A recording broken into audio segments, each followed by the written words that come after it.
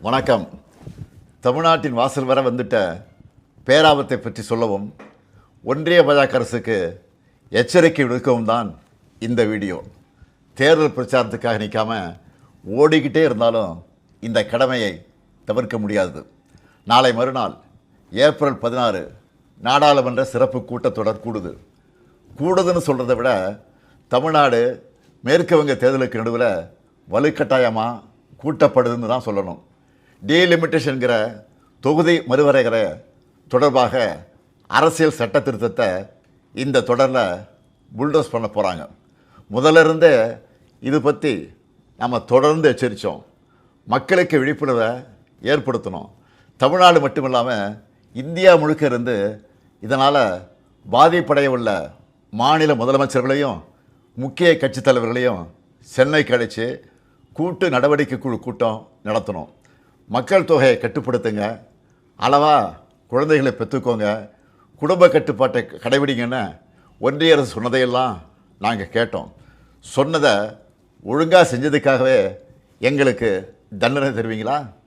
தென் மாநிலங்கள் பாதிப்படையாது என நாடாளுமன்றத்தில் வச்சு பிரதமர் அவர்கள் உத்தரவாதம் தரணும்னு கேட்டோம். பதில் இல்லை. இதுக்காக பல்வேறு கட்சி எம்பிக்கள் பிரதமரை நேரில் சந்தித்து முறையிட நேரம் கேட்டோம். அதுவும் கிடைக்கல.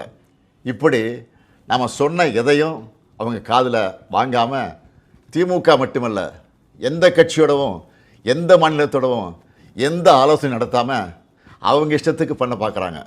நேற்று மரியாதைக்குரிய அம்மையார் சோனியா காந்தி அவர்களும் நாம் கேட்குற அதே கேள்விகளை கேட்டிருக்கிறாங்க. பிரதான எதிர்க்கட்சியான காங்கிரஸ் உள்ளிட்ட யாருக்குமே பதில் இல்லை.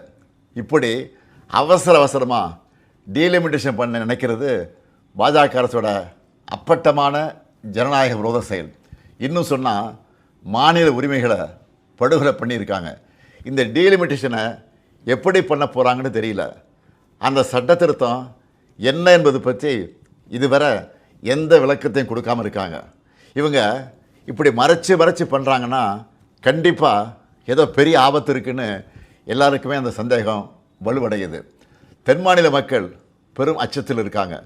நான் ஒன்றிய பாஜக அரசுக்கும் மாண்புமிகு பிரதமர் மோடி அவர்களுக்கும் இந்த நேரத்தில் முக்கியமாக ஒன்று சொல்லிக்கிறேன்.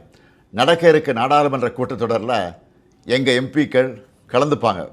தமிழ்நாட்டை பாதிக்கிற மாதிரியோ வட மாநிலங்களுக்கு அரசியல் வலிமையை மேலும் வாரி வழங்குகிற மாதிரியோ ஏதாவது நடந்தால் தமிழ்நாட்டில் இருக்க நாங்கள்லாம் பார்த்துட்டு சும்மா இருக்க மாட்டோம். தமிழ்நாடு ஸ்தம்பிக்கும். தமிழ்நாடு தனது எதிர்ப்பை கடுமையாக காட்டும். ஒவ்வொரு குடும்பமும் தெருவில் வந்து உட்காருவோம்.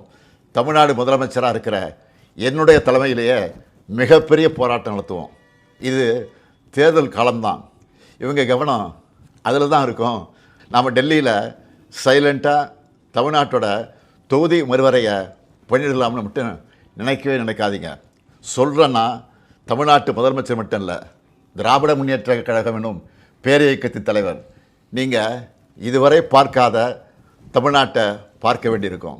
50கள் 60களில் பார்த்த பழைய திமுகவை இந்தியா திரும்பவும் பார்க்க வேண்டியிருக்கும். இவன் என்ன மிரட்டுகிறான்னு நினைக்காதீங்க. நான் உங்களை எச்சரிக்கிறேன். நீங்கள் அதை மிரட்டல்னு நினச்சாலும் எங்களுக்கு கவலை இல்லை. ஆம், தமிழ்நாட்டிலிருந்து அனுப்பி வைக்கப்படும் எச்சரிக்கை இது.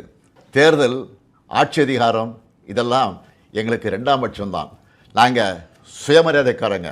எங்களுக்கு கொள்கை தான் முக்கியம், மாநில உரிமைகள் தான் முக்கியம். அதுதான் பேரறிஞர் அண்ணாவும் முத்தமிழறிஞர் கலைஞரும் எங்களுக்கு கொடுத்துட்டு போன உயிர் கொள்கை. தமிழ்நாட்டுக்கு தவறழிச்சிட்டு வழக்கம் போல் சும்மா கடந்து போக நினச்சா நடக்கிறதே வேறு.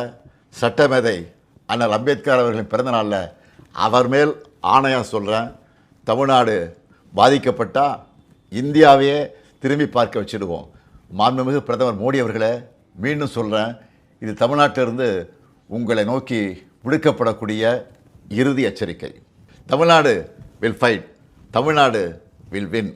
தமிழ்நாடு போராடும், தமிழ்நாடு வெல்லும்.